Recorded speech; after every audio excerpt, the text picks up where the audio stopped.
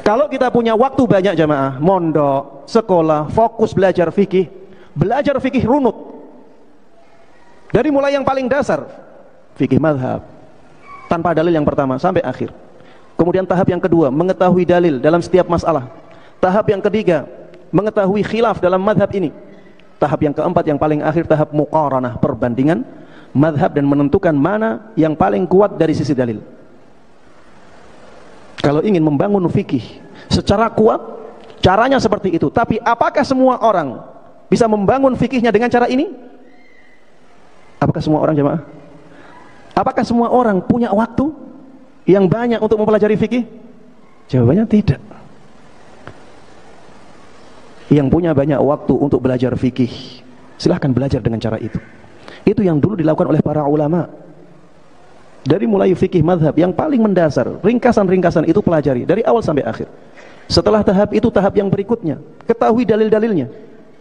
Tahap yang berikutnya, ketahui perbedaan pendapat dalam satu mazhab. Tahap yang berikutnya baru perbandingan mazhab. Lalu bagaimana Ustadz kalau kita tidak punya banyak waktu? Ngajinya sepekan sekali, hari Ahad saja. Cari cara yang ringkas jamaah. Bukan dengan mempelajari kitab fikih mazhab, tapi ringkaskan jalannya dengan mengetahui hukum fikih dan dalilnya. Mengetahui hukum fikih dan dalilnya, sudah selesai.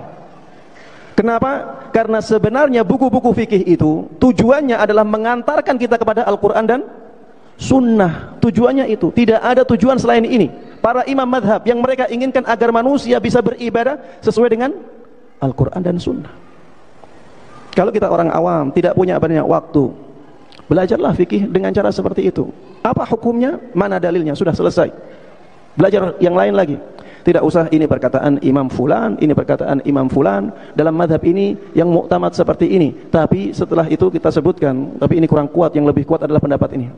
Lama jadinya. Waktu kita habis juga dengan cara seperti itu. Yang lebih baik adalah dengan langsung ya, kita menyebutkan hukum fikih, kita mempelajari fikih, kemudian kita mempelajari dalilnya. Dalilnya seperti ini. Dengan seperti itu jamaah sekalian rahimani wa rahimakumullah, fikih kita menjadi lebih berkah.